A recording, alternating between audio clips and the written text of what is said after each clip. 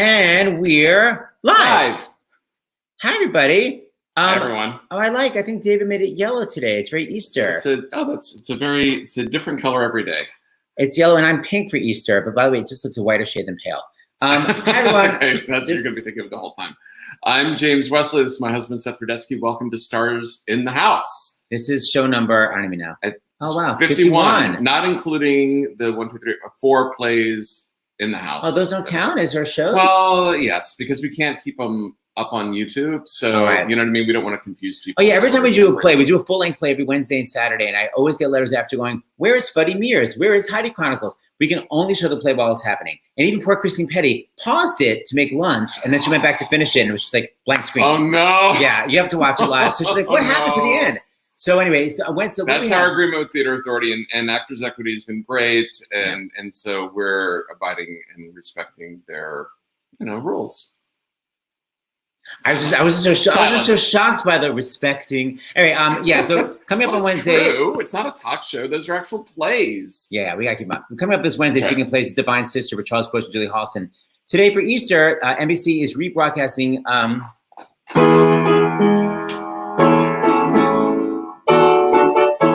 Piano version. Can you imagine? Just like up piano. No, she's got Superstar Live with this great cast. Okay, Seth did not do. We're always asking everyone else to do turn off notifications. But by the way, if someone's calling me at this time, it means that they're not aware that I'm doing a live stream for the. By the way, it literally says "Do not disturb" and it still rang. That's weird. Seth. What was that? Anyway, so Anyway, what is Stars in the House? Stars in the House is a twice daily talk show with music and education, and it's a fun talk show. It's uplifting and it's to raise money for the Actors Fund. Because he thinks that I talk too slow. Well, it's just music education. Yet again, respecting the rules. I feel we've got a lot. You know what? It's Easter. Really? Yeah, it's Passover. We're Jewish. Okay. Okay, thank you. Any to the Who. Any to the Who is right. Can you anyone tell that we've been together for 4 weeks and 3 days? Yeah, and this is the friendliest we are. These 2 hours a day. And this is so much Actually, by the way, effort. Thank goodness for these 2 shows a day so that we can... Because it separates the hostility. It's 1 hour off. Anna called it marital simmering hostility. That's what it is. That she has with her husband. Yeah, and he was cooking the entire time. Literally, as she was on the live show, he was chopping onions. You can tell that they were only a few feet away from one another. Not acknowledging. And it's just like... Can we please focus? What is the Actors Fund? What is the Actors Fund? Actors Fund is not just for actors. It's for actors, singers, musicians, backstage crew like IATSE, camera crews on TV shows, small, tiny theaters all over the country, opera. It's basically for any professional in the performing arts. Yeah. They can go to the Actors Fund for help with rent, with food, utilities, medical bills, etc. That's right. Rent. If they need tickets, go right to the Actors Fund. God, my comedy level is so low today. I just realized the J and the S is right behind us. People may think that means Jesus Superstar. We did not forget the C. That actually stands for James and Seth. And our kid Julie is the one who put that up there for set. Oh gosh, what are you going to bring? No, nothing. Set decoration, but it doesn't mean the show that we have here today. Okay, I want to talk about a little bit before we bring people on, Seth. Donations. This is, like we said, for the Actors Fund, and it's amazing. Donate right there. StarsInTheHouse.com. Yes. Yesterday, almost $7,000 was donated to the Actors Fund between Fuddy Mears and last night's amazing birthday celebration for Joel Grey. Yeah. It was, if you haven't seen it, you should go on the episodes on StarsInTheHouse.com and watch it. Basically, nobody could see it was actually or his hear each 88th other. birthday. It was the 88th birthday, and no one could actually see or hear each other. It was a lot of looking, going, wait, what? And yet it was so funny, so joyous, so amazing moving, clips. And Jennifer Grey in particular was just, I love her. It was great. Spectacular. So we raised a ton of money. By the way, just from you people donating $5, $10, $15. That's right. $7,000 a day. And drum roll, because Seth's always saying I don't dramatize enough the grand total we've raised so far. With all of your help, $184,000 for the Actors Fund. That's right. And we want to just say a shout out to some of the people who donated at the end of Joel Gray's. And by the way, we're not reading everybody. So once in a while I'll see a comment going, didn't you get my donation? We just get. How do you know that that's their line reading when they're typing it? Oh, because it's very a la my mother Sally Rudetsky. Didn't you get my birthday present? Oh, so it's how you would have. Okay, yet again, the simmering American hostility. what I want to just say is, I see Norm Lewis laughing at the guys, backstage. you donate to the Gets Actors it. Fund, and the Actors Fund sends us like 5 or 6 names, so we don't choose who they're sending us. So That's right. back off, haters. Okay, go. I don't think anyone was. I think that's your own projection. Anyway, Yes, we want to thank Jacqueline from New York who gave $25. How would you pronounce that, Seth? Ayo or Ayo or Io? AYO from California donated $25. Thank Stephanie you. from Massachusetts, $25. Rebecca from New York, $25. Maxine, we haven't had a Maxine, from New York, $50. Robin from New York, $100. William from Florida gave $50.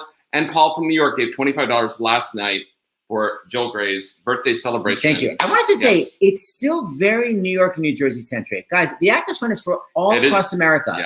For your local theater company, they can turn to the Actors Fund for help. If you live in a community that has a professional performing arts organization, opera, ballet, symphony, anything. Yeah, teachers, that make their living, and the voice teachers that you may have that in your community, they could go to the Actors Fund, and they are going to the Actors Fund. And guys, you get $5. You can literally just get $5. So I'd just love to see some other states We represented. do on occasion, but I know what you mean, though. I know a lot of New York, New Jersey people. And California. Let's see, look how nice this is. Hello from the San Francisco Bay Area. Yay. Does that mean Newark? Because one time I had a job in Newark, California. I was like, there's another city called Newark. Newark. I was like, there are 2 cities named Newark? Okay. Just saying. I think we need to go to the show now. And I'm overtired and I'm stressed out. Okay, Why so are you stressed? why am I stressed? Because I was literally working out like till 5 minutes before. They took a crazy shower. Well, I my can hair was get worked crazy. out after the show. So. Yet again, simmering marriage. Because we have got to work in the Desperate Housewives show. I've already completed. I haven't checked. I haven't checked your work. You haven't checked my work. You don't need to. You just show up at places for tonight, and I've got it. Hello from Richmond, Virginia. Okay, so take it away, Seth. Seth is. We divided our responsibilities today. Yes. So today, look, Seth did all the prep work for from Quebec. This afternoon show, and I did the homework and prep work for tonight. So first, I'm going to bring everybody on. I'm going to bring everybody on for Jesus Christ Superstar. Then we're going to go into individual interviews. So first, just saying who we have here today, representing JC Superstar. We have the man who betrayed him. Well, betrayed him twice, right, or 3 times, something horrible. Hi, Jason. Hello. Oh, you denied him. You denied him. Is that what it is? Yeah. That's not cool. But the man who actually betrayed him, but had some amazing high A's in the process, Brandon Victor Dixon. Hi, betrayer. Nice to see you. Hello. How is everybody? Hi, Brandon. It's all good. Then we have our pal for so many years, the fabulous bass, yet a high tenor. I don't understand how he does it. The amazing Norm Orendell. What's your weird middle name? Lewis. What's your middle name, Norm? It's Orel. I'm out. And it's Orwell. And it's actually Hebrew. It is? In that case, I love it. Or is light and L is of God. So the light. I always wanted a cool middle name. My middle name is so boring. And finally, every Broadway show should have him. Naturally, he's a Broadway gypsy, done a million shows in the chorus. The wonderful Alice Cooper. Hi, Alice. Hello. Hello. So I'm going to bring all you clowns back. I want to just show you guys this video. Andrew Lloyd Webber, of course, is having Easter dinner right now because it's like 6 hours ahead. So I did these interviews with him beforehand. So here are some of the interesting things he was talking about. First, about how I was talking to him about how the recording is. It's a gospel choir, it's a rock band, it's a symphony orchestra. Like literally, they're all on the recording. This crazy fusion, and how he never imagined it was going to be a play. Here he is in one of his many manses, or palaces, or castles. Here he is. When Tim Rice came up with the idea of writing about the last 7 days of the life of Christ, nobody thought that it could remotely work as a theatre show. I mean, it was considered to be off the scale of, beyond anything as far as certainly anybody in Britain was concerned. And of course, we didn't know anything about America then. So we had a single from it, which was the Murray Head track of Superstar, which was just a single. That's all it was, with what was the germ of Gethsemane on the other side of it, as called John 1941. Although we knew something of what we would write if anybody ever wanted us to do it, we didn't know that anybody ever produce it. But because the single was a sort of very, very small success, very small in America, but was quite big in 1 or 2 countries where you might not have thought it would be, like sort of Brazil and places like that. The record company, which was MCA in those days, said, okay, we'll put up the money for you to record it.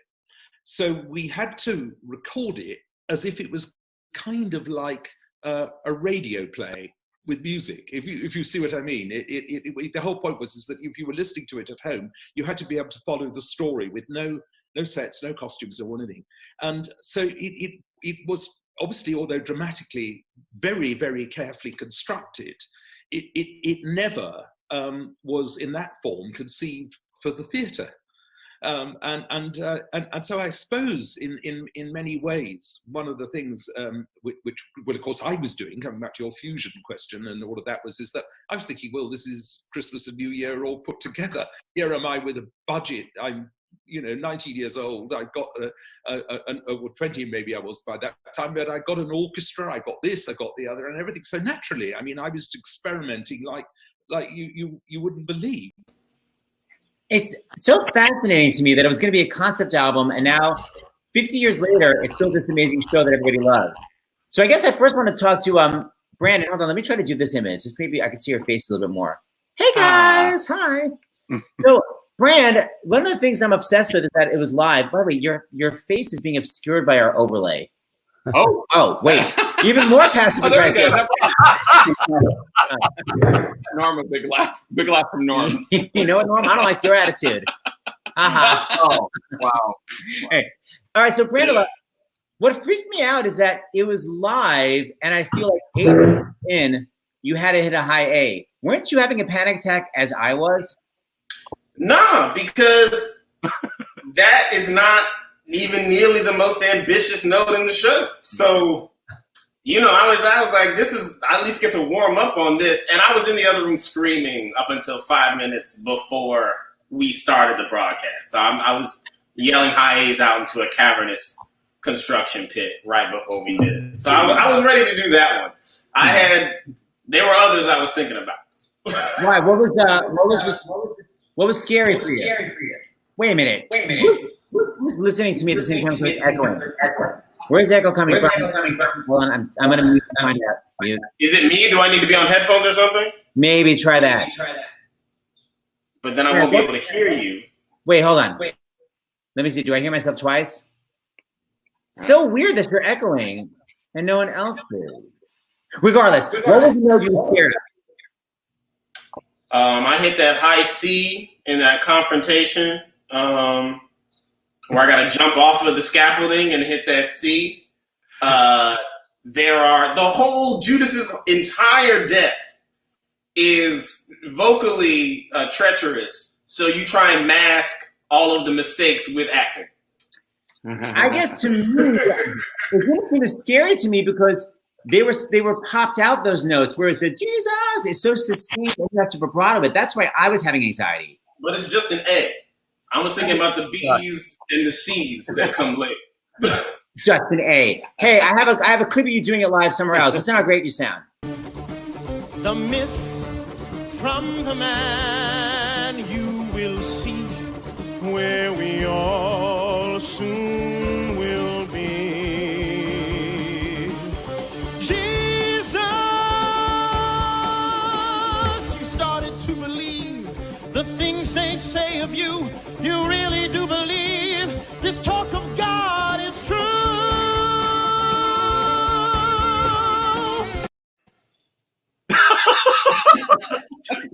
It's like 9 a.m. too. I know. I'm impressed. Work. That's what Mark says. So, Brandon, out of all the shows you've done, what's been sort of your the one you've been the most scared of doing? The role you've been the most scared of doing? The role I've been the most scared of doing? Yeah, like, oh my God, I'm taking on this big thing that's freaking me out. I haven't had like a role that made me feel like that. But I will say the role that I had the most challenge with was my first professional role. This was Simba in The Lion King. That was when A's used to scare the hell out of me because all Simba does is scream A's that whole show. How about No, but I was saying, but as Simba, the notes aren't as scary to me as the lack of love handles. Weren't you scared about having to have the shirt off constantly? So exactly, you're right. The fear was both physical fear. I had confidence in my body, but I don't understand why the A's in Lion King don't freak you out, but the A's in Jesus Christ Superstar do. I don't. Because it's Jesus Superstar, it's like, hi, my name is Jesus. Like 1 second later, when you enter the stage, you're hitting an A. Simba, I feel you get to ease into it. Ease. No, you swing on a vine and you start singing A's. Hakuna Matata, Hakuna Matata. You start right there, and then when you're in Endless Night, it's I know, yes I know. And you just live there. You stay there, and if you make any mistakes, that's when you first enter the stage. So if you crack or you do anything, you've got 45 minutes. Your whole show comes after that. Okay, when I played Simba, I don't remember being scared. But I'm like a method actor. Oh, God. So Brandon, Terrified. I don't know if you've seen my deconstruction of Heaven on Their Minds, but I wanted to show you a clip of it, not yours. I found this version of Jesus Christ Superstar. I don't know if it's a Dutch cast. I don't know what language they speak originally, but it's not English. And no one really quite took the time to maybe teach them every word. So I'm just curious for you to listen to the bridge.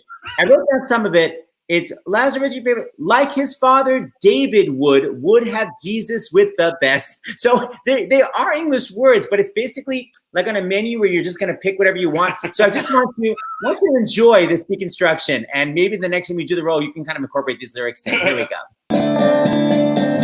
Lazarus, your famous, social had stated greater, like his father David. He had made good. They will turn and no kitchen will have Jesus with them. So obviously I had a panic attack during the recording session, but why only one take? Was it like a crazy communist country, like we can only do one take in this country? It's all the government will allow. Unless that was like his 20th take and like, you know what? It's the best one. Okay.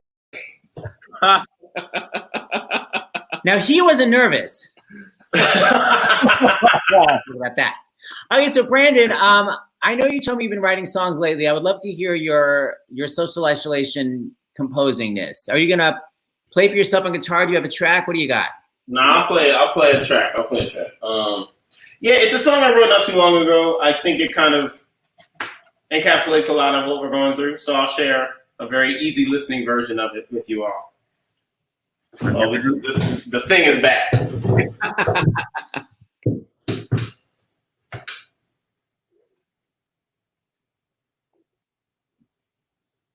Tell me if you can hear it. Okay.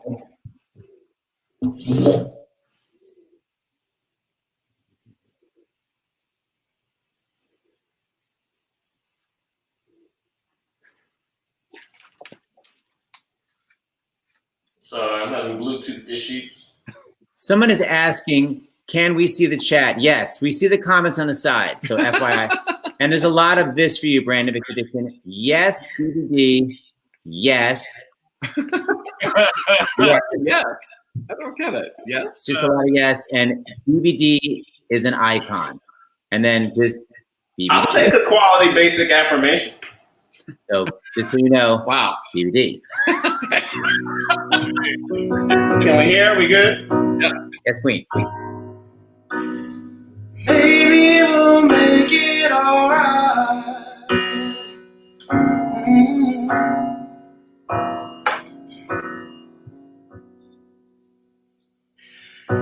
Maybe he'll never find that following what's right will always yield much more than leading when you're blind.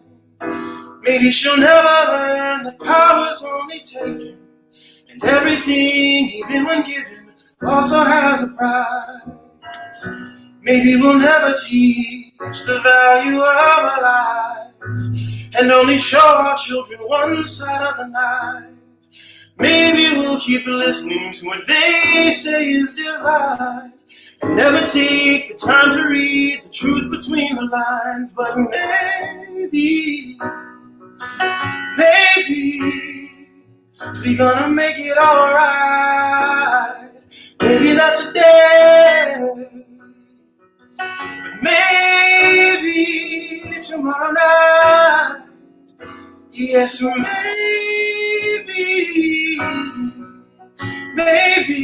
we'll close our eyes and forget about all the hurt we brought about before we came to life.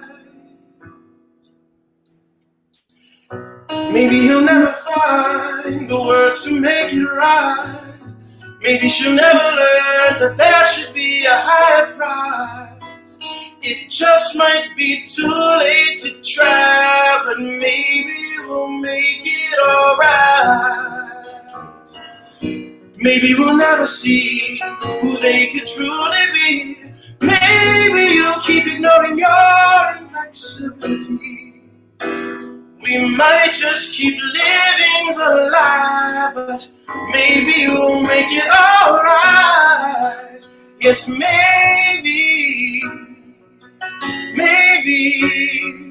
we're gonna make it alright. Conjure away some in the mind. Yes, maybe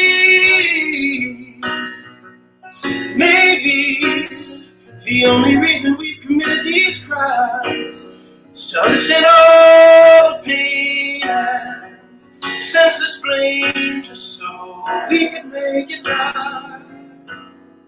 And maybe we've done this before, maybe we'll remember we fought the same wars, and maybe we'll make a new choice. Maybe we'll come together and speak with one voice. Maybe we'll realize there is only now and there is only this time.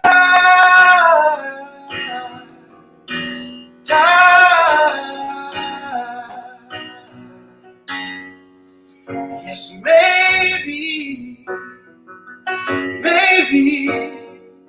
we gonna make it alright. Maybe not today, maybe tomorrow night. Yeah, we'll conjure away, we'll summon the mind, we'll compromise and sacrifice to make it right. Hey, hey.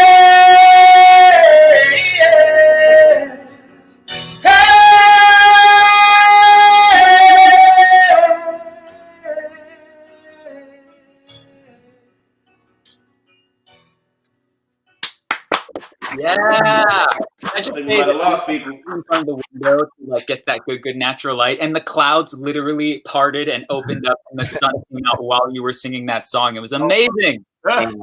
Wait, Brandon, that's your. Oh, I just wrote a song this week. Maybe I'll do it. I can't see if you're frozen or listening. You're frozen. This happened. He froze just at the right time, right after the song. That's like perfect timing. Wow, that happened to Amanda Gonzalez, but the sound kept going, so she was belting, and she was just like. That's crazy that it happened right after the song. It was literally like final button and out. So Norm, on to you. Hey, Seth's gonna talk to you, but I'm gonna send you some Actors Fund donations. I just texted it to you. Okay. Brandon, you froze. You're back. I don't know when I froze. Sorry. After the song. Right after the song. The whole song was amazing. Yeah. So my question was, come on, Internet. Okay, that's the song that you just whipped up this week? No, I wrote it about 2-3 weeks ago, I think. Uh-huh. Right. So when are you going to write a damn Broadway show? What's the holdup?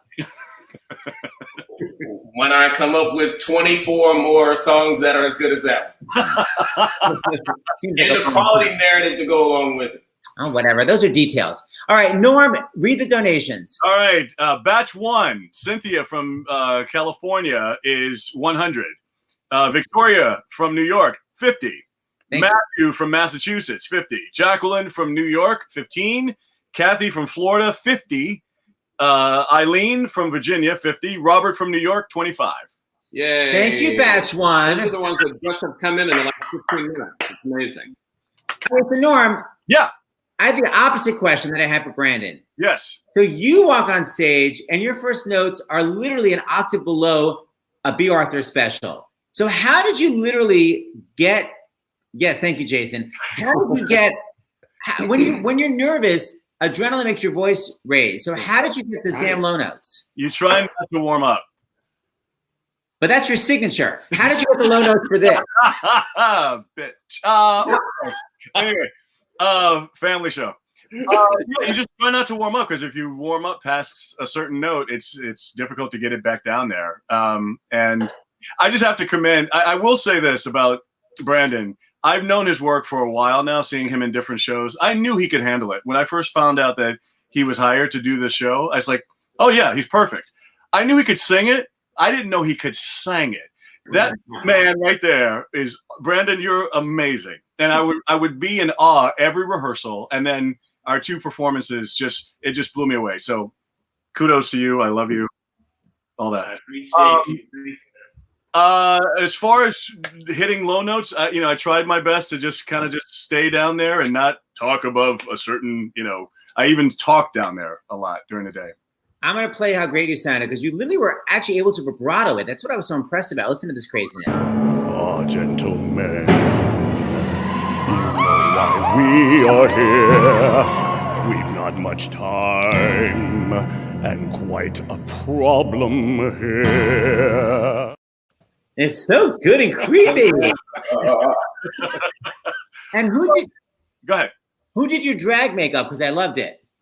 We had a great makeup team, and actually, funny enough, I had just finished doing Once on This Island, so I had this crazy hair, and like I have now, it's just even crazier. And I had to do another project where they wanted me to keep the hair, so I had they decided to braid my hair and have this crazy like hip hop sort of style to it, and yeah, and a lot of people were like, "Who is that braided dude on the show?" Yeah. But the eye makeup was very Barbara late 60s, which I really appreciated. I actually asked for that. Yeah, I wanted to. Still got it. So wait, I'm going to ask Jason a question. Get back to you in a second. Jason, when Norm's talking about 2 shows, what was the process? Like, did you guys rehearse all in separate places, and then you had a dress rehearsal? Like, what was the deal with Jesus Christ Superstar? It was a little crazy and involved and different for everybody. So like it started out 6 weeks before the performance, and it was just a select group of like really kind of like the 12 basic apostles, and John Legend. And then because he rehearsed with us for 2 weeks and then went off and toured in Asia for like 3 weeks, and then came back once we got into the space and started teching.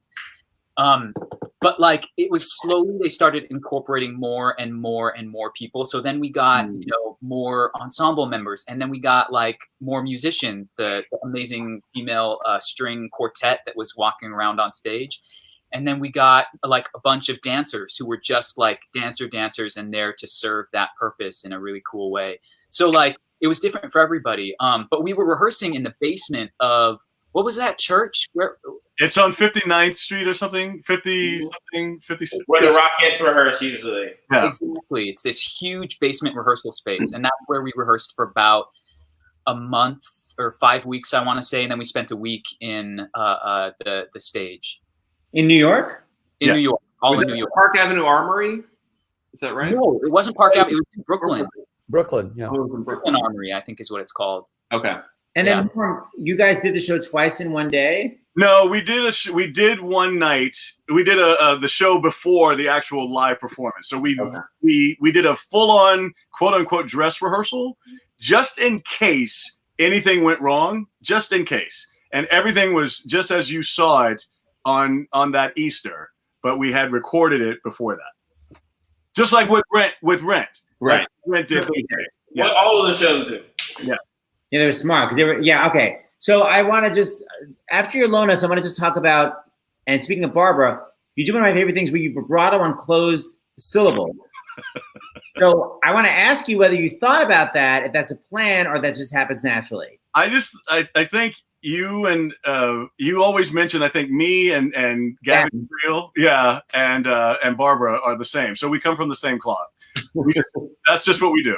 Okay, I want you because you go which the Romans would bend our elimination because of our men. It's like it's an and, but it's men. Here, I'm obsessed. Listen. I see bad things arising, the crowd running king, which the Romans would ban. I see blood and destruction, our elimination because of one man. That is your thing. Yeah. So good. Me and Gavin probably studied with the same teacher. Who knows? And Barbara.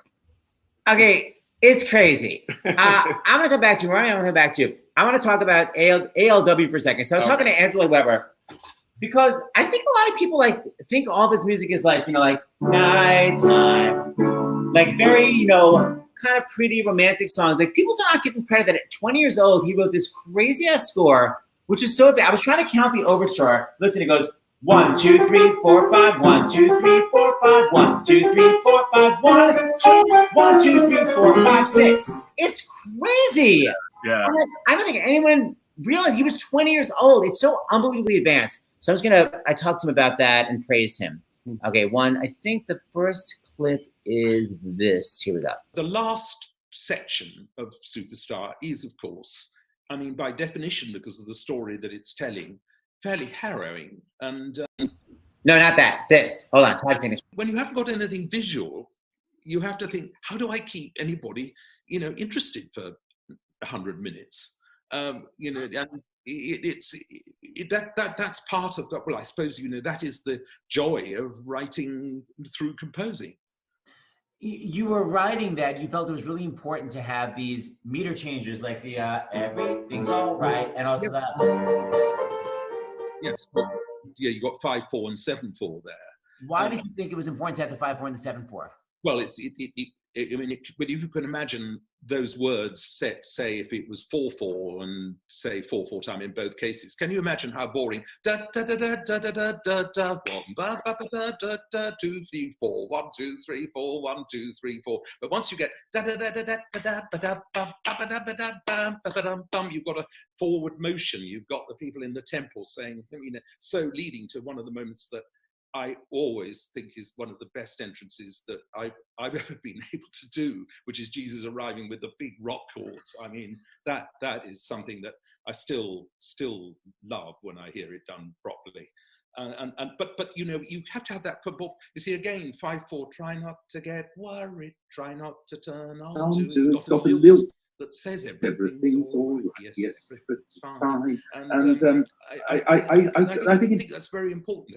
So many musicals when one goes today, one hears this sort of endless 4/4 time, and you wish, please go into another time signature, please.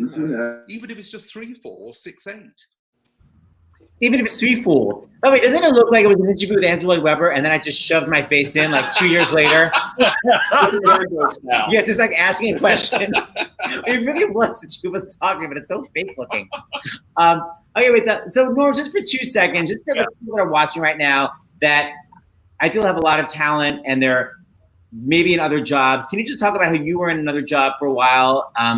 You were working, I want to say, as not a reporter. You were selling ads? Yeah, I worked in advertising for a newspaper, the Orlando Sentinel, and I always sang on the side. And so luckily I got to do these little contests in Orlando at bars. And they were kind of on that Star Search vibe before American Idol. And I won some, I lost some, but one important one that I won, there was a guy that was in the audience who was a judge for the contest, and he was a producer for a cruise ship. So he asked if I would join his cruise, and I joined his cruise, and the rest is history, 30 some odd years later. Mm-hmm. But if I hadn't happened, here I am on a panel with Alice Cooper, Brandon Dixon, and Jason Tan. But it's like if that hadn't happened, you really weren't planning on moving to New York and going. No, I had auditioned for Disney because it was part of Orlando, and that would have quote unquote satisfied my artistic whatever I was looking for at the time. And if I had gotten that job at Disney, I probably still would be there at this age and would have wondered if New York would have worked out, because I was going to get married and have my 3.2 kids and my BMW, and it just, luckily they didn't hire me. What show was it for? iHeart Jamboree? No, they had many different things, but the one I was looking for there was a nightclub sort of setting, and I can't think of the name of it right now. I knew I couldn't be a Kids of the Kingdom because I couldn't dance, but I could be in the singing. I actually did get hired. I will say this: I did get hired for the Voices of Liberty right before I got the cruise ship, and if I had stayed, I would have been in Voices of Liberty, maybe even to this day. Well, you decided to move to New York, and then how many Broadway shows have you done since you've moved? Right now, I'm at 12. Uh-huh. Well, listen, I've been very blessed. I've been very, very blessed. And, no, you're very talented. And the other thing I just need to show people before I move on to Alice is, let me just make sure I know what this clip is. I think it's, where was Norm before? Hold on, I have to find it. I think, is this? While you're finding that, yeah, you gave me my first gig when I first moved here, which was an Andrew Lloyd Webber show. It was Joseph and the Amazing Technicolor Dreamcoat. Oh, if I may.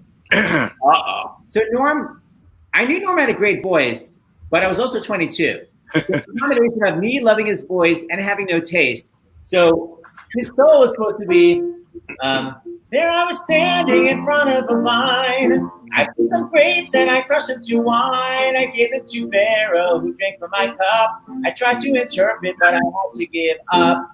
And I was like, Norm, we got to show your sass. Norm, do you please recreate the version of the solo? Is that the right key? Oh, yeah. All right. I don't listen. I'll take it down a sec. I didn't warm up. You ready? Yeah.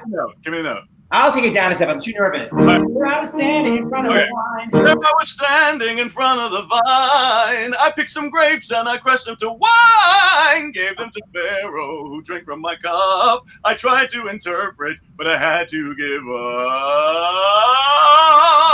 up. Yes. Alice, this is what my life is, buddy. This is what my life is. It was a non-equity Jennifer Holiday. Okay, so I want to make sure the right clip. I think this is you. Yeah. Okay, so Norm had to begin Jesus Christ Superstar, which by the way is on tonight on NBC, with crazy low Fs. And then when I knew him, he was a baritone that maybe had a solid F in him, a la Brandon being scared of A's. But then his first album came out, and he suddenly was hitting a C. So where was the transition from I'm a bass to, oh, I'll just do a C? I just kind of went for it. I also go for a high C. It doesn't sound like the same results. So I just want people to hear. Do you remember he's the bass in Jesus Christ Superstar, and yet he hits this damn note. Out of my way. We have to prepare it again. Because why don't you prepare? Out of my way. Get ready for the high C coming up. I just want you to prepare for it. Okay, it's right after that. Here we go.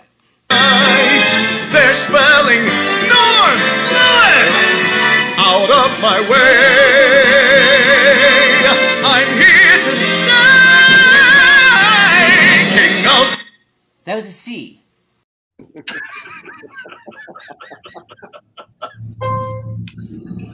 With vibrato. Oh, no, you killed that. You had a note in you, and it was that take. Still got it. I just had to touch that bad boy. That was all right.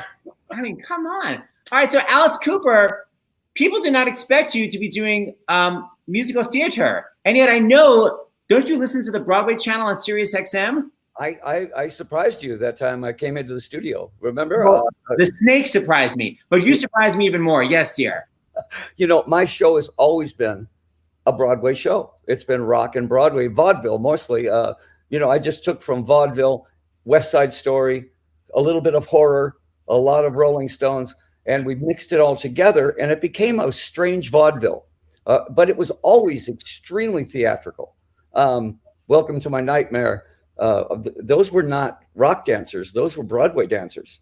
In fact, you know, I mean, it was one of those things where we thought in terms of Broadway, not in terms of rock.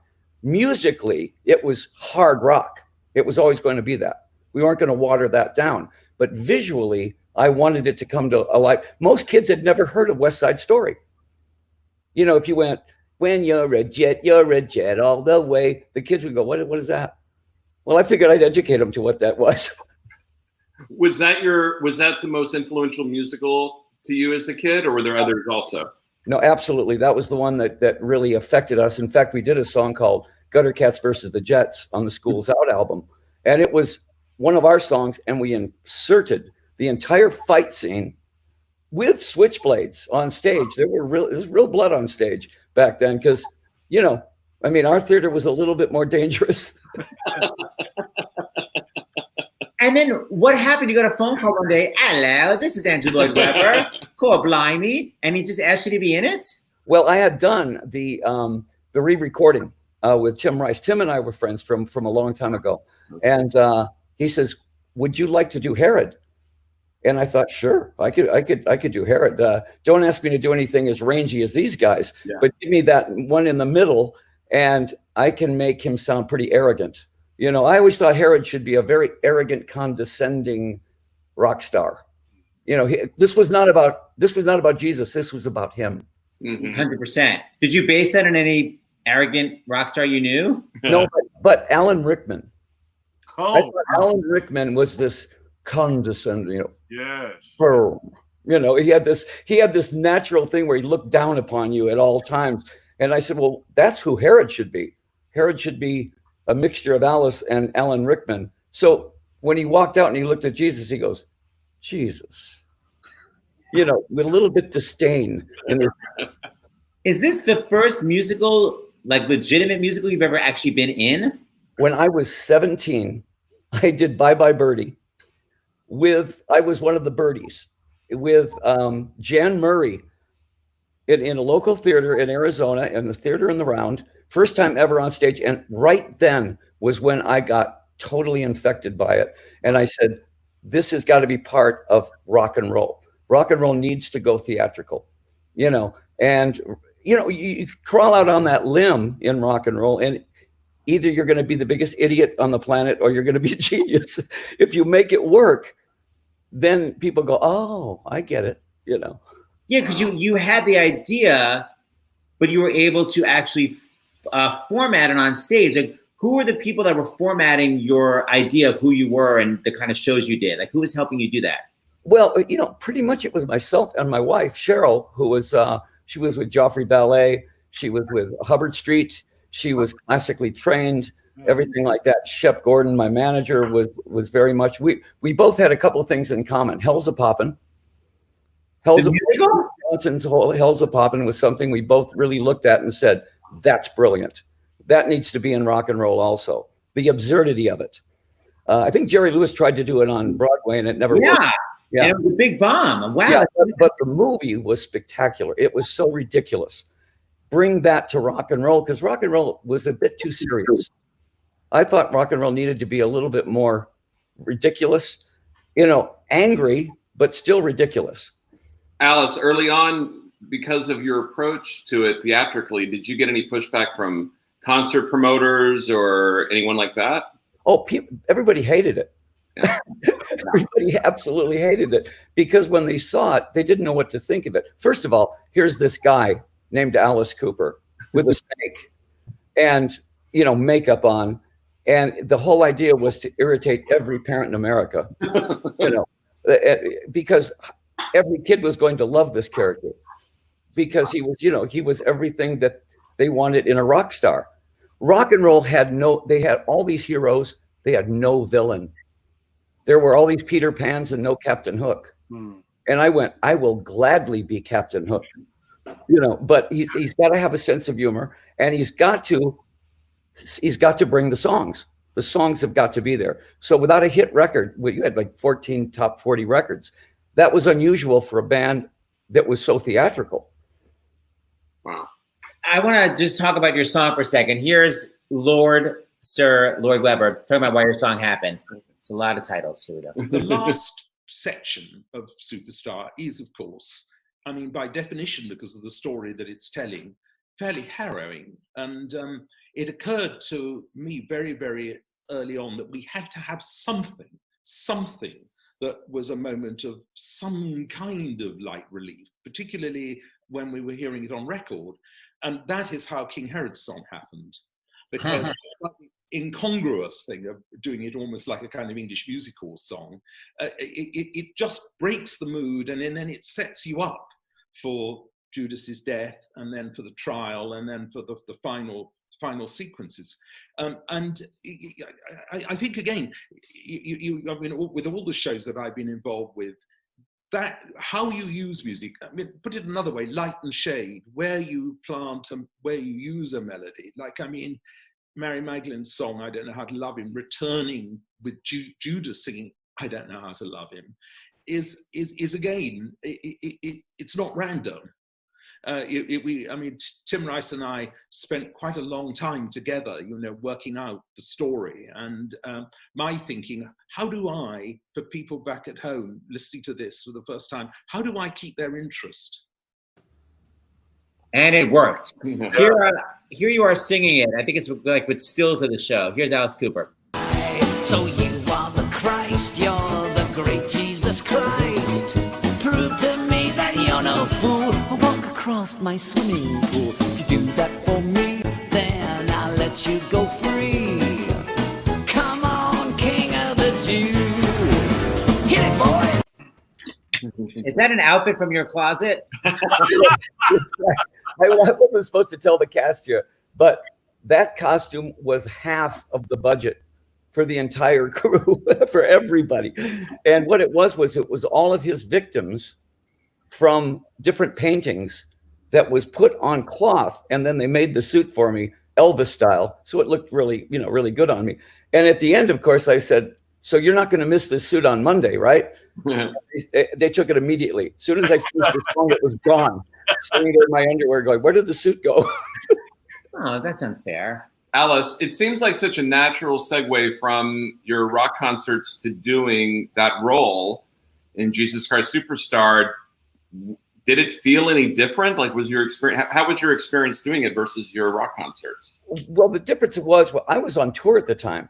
So on days off on the tour, I would fly into New York and rehearse and then go right back out on tour because we were doing a huge tour at the time. So I had, I think, 3 days rehearsal. And Andrew said, treat it like a rock concert. It was so brilliant that the audience was the multitude. That was just, I looked at that and I went, that is so great. They're the multitude and they're also the audience. And at the same time, play Herod the way you would play, Alice would play Herod. A very sort of an underlining venom in this vaudevillian kind of song. There was a certain amount of real hate that Herod had for Jesus, and at the same time, a lot of fear he had of Jesus. Mm-hmm. Yeah, Angelo Weber talked to me about, he never thought it was going to be theatrical. He always wanted it to be like a rock concert, and that's why he thinks this NBC version is sort of the best version of it. I think I have him talking to me. Hold on. Why I think the NBC version of it works so well is that they did it very much as though it was a concert, but very well staged. And so I always think always worked best and has always worked best over the years where it has been done closer to a rock arena event than shoved behind a proscenium. I mean, that's always been my feeling. Yeah, the NBC, everyone is just circling around the camera. It's like an amphitheater. It's crazy how many people are just around everywhere. And the band is a very central part of it. I kind of think it's rather wonderful that little Brandon, who was our lead guitarist in School of Rock when we started, he was only 15 by the time he starts Jesus Christ Superstar with the da da da da da da da da da da, which I think is kind of wonderful because it sort of shows in a way that it's a story that is timeless. And I don't know, for me, the NBC broadcast was as good as I've ever seen it. Bravo, everyone. Wow. High praise. Yeah. Alice Cooper, you know that I'm obsessed with your song, You and Me. Yes. And to me, it's so theatrical. Like, why have you not written a musical? There's all kinds of things in the works right now. And I think Welcome to My Nightmare, the show was built as a musical, but a traveling musical. In other words, all of that stuff had to get to the next city the next day. So there was nothing that was really, really set. I would love to see Welcome to My Nightmare in one place where we could do 10 times more stuff with it. But the stuff that we had was a lot of illusion going on. The ballet dancer would lay on the bed and suddenly, turn into something else because we got their attention to the other side of it. It was all kinds of tricks, Broadway tricks. Yeah, but I mean, I don't mind stealing from Broadway. I've seen every Broadway show there is, and I sit there and I watch and I go, oh yeah, I could use that. I found this one version of You and Me. I love the song so much, but I'm obsessed with it because it's with a Muppet. Was it on the Muppet Show? Yes. You know, at the beginning, they said, will you do the Muppet Show? And I thought, oh, I spent all this time becoming this creepy villain, and everybody hates me, and I love that. And I said, well, who did it recently? And they said, well, Christopher Lee, Vincent Price. I said, I'm in. It was the most fun thing I ever did in my life. It was a week in London working with the Muppets. Now, after 2 days, the Muppets become real. I'm rehearsing with Miss Piggy, and she goes, I said, it'd be funnier if you put your head on my shoulder during You and Me. Oh, yeah, that's a good idea. And you're literally talking to them as people because they react like people. And, you know, you never look down to the guy that has his hand is up the thing. You're always talking right to the character because they react to you. You know, Kermit will come along and say, hi, everything going okay? Yeah, Kermit, everything. It's the most fun anybody could ever have. And, you know, and I got to admit, she did come on to me. Family show. I'm showing you. On brand. Listen how great you sound. And I just love the song. But you and me ain't no movie stars. What we are is what we are. We share a bed, some loving, and TV. And that's enough for a working man. What I am is what I am. I'll tell you, baby, you're just enough for me. Sometimes. It's so pretty. Well, you know, I had 4 ballad hits in a row. Only Women Bleed, that one. I Never Cry, and How You Gonna See Me Now. And it was at a time in rock where they would not, it was disco world. They would not play rock bands. They would only play our ballads. But we wrote pretty ballads, you know. It's almost classical sounding. I just love it, man. Well, that song, actually, Sinatra did that song at the Hollywood Bowl one night, which was like one of the greatest things. What a compliment that is. Wow. He said, you keep writing them, kid, I'll keep singing them. Wow. Holy cow. Wow. Great. Hey, Brandon, I texted you the recent donations, so try to read them without freezing. All right. Jay from Maryland, $50. Thank you. Pamela from Tennessee, $100. Christine from Florida, $50. Mark from New York, $100. Lee from Georgia, $50. Sandra from South Carolina, $100. Ooh, South Carolina. And Camille from Texas, $250. Wow, yay, Texas. Hey, we branched out from New York. I so appreciate it. All right, so Jason Tam, I want to talk to you. You, what did you do? You denied him. How many times? 3 times. Not just Not once cool. or twice. Not cool, man. I want to talk about, first of all, the Chorus Line documentary where you got cast as Paul. I remember, Broadway, when I saw you do a Chorus Line as Paul, it was so crazily real. We were all like, are we in a theater? And it was just like, it wasn't even like opening night. You were just so brilliant in that. So do you remember your audition for Chorus Line? I do. It was memorable because they were filming it and they were making a documentary. And so in addition to, you know, being at the very, like, just having graduated school and being very, you know, bright-eyed and bushy-tailed and green, and the nerves of auditioning for a big Broadway show that I grew up, you know, listening to and watching. And then on top of that, having these cameras everywhere, it was a very memorable and stressful experience. But I also remember, I mean, all of that stuff just kind of fueled everything that Paul is going through in that moment, which is he's wildly uncomfortable, you know, delving into any kind of substantial things having to do with his past, which is why he tries to, like, not talk about himself for a very long time until Zach is finally like, if you're going to get cast in this show, I need to know more about you. So all of that discomfort kind of really helped fuel the storytelling of Paul. And it just, like, that is Nicholas Dante's story. You know what I mean? Like, it is verbatim what he went through. And so there's something kind of, like, really powerful and and immediate about that. It felt very like easy to access. Yeah, people don't know the course line is based on a lot of interviews. Like 80% of it is just the actual interviews. So Paul's monologue is really just what Nick Lazante said about his youth, just put into a script. So it's just what he actually said. Yeah. So I wanted to show this one part because I think it's such a great message for actors. Because first of all, you're reading it to people who have it memorized. You're reading it to, Bob Avey and Abaya who know the show so well, and you literally mess up your lines at the beginning, and you're so comfortable like changing what you're saying. Like instead of like, oh my God, can I start again? Like I'm obsessed with how comfortable you are. So watch this. It's so cool. We saw so many Pauls, and we searched, and Jason Tam came into the room. We were doing this Oriental number, and I looked like Sid Charisse. Anime Wong. I mean, I had this great big chrysanthemums on either side of my head, this huge headdress with gold balls hanging all over it. I mean, you weren't like mortified when you said Sid Charisse at first? Like you were just like, oh, I'll correct myself. Like what was your mindset? I honestly don't remember. I was in a full-fledged panic attack, probably like just covering up a full-fledged panic attack. Truly is what was going on in that moment. You seem so relaxed. And then I'm not going to give away your amazing audition, but what's crazy is you're reading it to people who, like I said, literally had it memorized, were in the actual production, saw it 8 times a week, and yet look at the reaction after you do your monologue.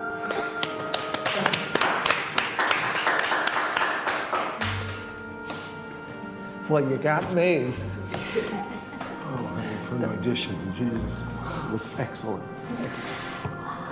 Okay, wait outside. I'll talk to you.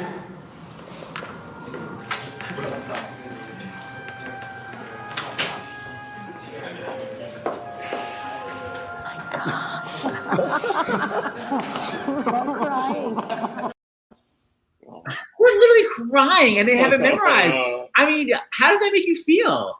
It makes me feel great. I mean, that hasn't happened since, you know what I mean? Like you never get a chance to actually like really affect the people behind the table, and you never really get a chance to see what their reactions are. But to have had that happen and then have it documented, I just feel very lucky. Did he get the role? I didn't. They passed. But it made for great television. Great. They needed someone with a name. Just FYI, I don't know if you know, Jason, but I literally auditioned for that same revival. What? I didn't know that. Yes, ma'am. And, I played the piano for the show so many times, and like, I was like, you know what? So much of the dance I can really do. Like, the only thing I'm scared of is really the double pirouette and the arabesque. But like, I was like rehearsing, and I went to the call, and first of all, I'm sure you may remember this. They cut the opening combination in half. So they cut from the beginning right to the double pirouette. So it was like, yes. So I was already like, I didn't prepare for this. Okay, so already I was like, wait, what? Then you had to do it. They turned the rehearsal room around, and you had to do it towards the camera. So literally the camera is there as you're doing the scariest step in the world. End of the story is, I not only couldn't do the double pirouette, I couldn't do a single pirouette, nor could I passe. I literally couldn't get into passe. And all I can say is thank God they were interviewing people right before, and thank God they didn't film me, because I was gonna be like, a lot of people think I'm just a piano player, but I'm like an amazing dancer, and it would have just cut to me. God, it was traumatic. It was traumatic for everybody, but that sounds especially traumatic. I feel like that's traumatic for you. I feel like I've seen a video of you doing the chorus line opening number choreography, and kind of recently too. Did I make that up? Oh, I don't want to talk about it. Anyway, let's move forward, not backward. Okay, so first of all, Juice Great Superstars tonight on NBC. Jason, I want to hear you sing in a second, but is there any other business we have to do before we close? I don't think so. Brandon, he read the last donations we got for right now. Can I say something? Yes, sir. During the broadcast tonight on Instagram Live, I'm going to be doing like a live watch Q&A to raise money for Covenant House throughout the broadcast. So you can tune in on Instagram Live to my Instagram, and you can just hear some behind the scenes things. We love Covenant House, and Covenant House is so extra important now because if you're a homeless youth, you really can't be outside because it's so dangerous. So Covenant House is like, it's always important, but now it's a crazy level of important. And that's covenanthouse.org, right? Yes. And there are Covenant Houses all over, really. All over. In New York, Michigan, which is being hit hard as well. And it's a wonderful organization for at-risk youth. So homeless at-risk youth. That's great. So that's tonight during the NBC broadcast. And then tonight on our broadcast is a little less shallow. Desperate Housewives. We're having a reunion. But we love them so much. We're here for the Actors Fund. Donate anywhere. Carrie Hatcher going to be on? Not at this moment, but there's still a couple of hours for a few frantic texts. So let's see. Lois Lane. I know, but we got Evil and Gloria, Marsha. Yes, ma'am. No. Dude, I'm not donating to this per se, but I'm trying to make awareness of, that they are feeding families and people who need food, no matter who you are, homeless or not, around town. And you can text, what is it, 877-877. You could text Comida, COMIDA, or you can call 311. Comida, which means food. Yeah. You would text that to where? Or food. You can actually text food as well. It's 877-877. So you do 877. Hold on, I'm writing this down. -877. And then if you need food, you text there, or if you donate, you text there. No, you actually go there. If you are hungry, you can go and get food. Oh, great! They're serving meals all day, 3 meals a day, and usually families can go anywhere from 7 a.m. to 1:30, and then single people can go 11:30 to 1:30. That's great. That's in New York City. That's in New York City, yes. So it's 877-877, and you text either comida or food. Yeah. Thank you, Norm Lewis. Thank you, Norm. We're all such goody two-shoes here. I love it. Yeah. Okay, so keep donating, starsinthehouse.com. And Jason Tam, I saw you. You're from Hawaii, right? I can't know if you're frozen or contemplating. Is he frozen? Oh, my God. Not since Brandon. Except that Brandon finished the song. Jason was about to sing a song. I'm going to remove him. All right. I'm going to add back. Hold on. I bet he'll come back. And it was an honor to be in this show with all of the people that are on this screen, but especially the entire cast was just phenomenal. Just phenomenal. Yeah. There were some great singing, as we say. I think Jason, well, there's Brandon. Yeah. Wait, Brandon's twice now. Now that's weird. On our little screen. Hold on. I have Brandon. Wait a minute. He's got two different angles? Well, what is frozen? How is that possible? What is happening? Wait a minute. Did you bring back the Frozen or the real Brandon? You brought back the Frozen. You got to bring back the real Brandon. It's so creepy. It's like, which one's real? It's which like one's Frozen? Westworld. Brandon, try to recreate that froze position so we can tell. You get the lead forward. That is there were two. I think that Seth, that we may not have a second song. So thank goodness. Jason. Wait. Jason just texted you. Oh my God! No, his internet broke. All right. There we go. Well, we had Brandon's song. I'll do that in honor of Jason. His Paul theme from Course Hunter. Anybody? All right. He'll Well, come back and he'll sing his song. yeah, I'll bring his ass back. We're gonna do a Course Hunter reunion. All right. Peace All out, right, everybody. everyone. See you Thank tonight, you so 8 p.m. much. See you all. You guys, superstar. Bye, Alice. Great seeing you again. Bye, Brandon. Bye. Bye, Alice. Bye, Brandon. Bye, you guys. I'm gonna play the final credits. How do I do it? I do the final credits. Where are they? They are. There we go. There we go. What is it?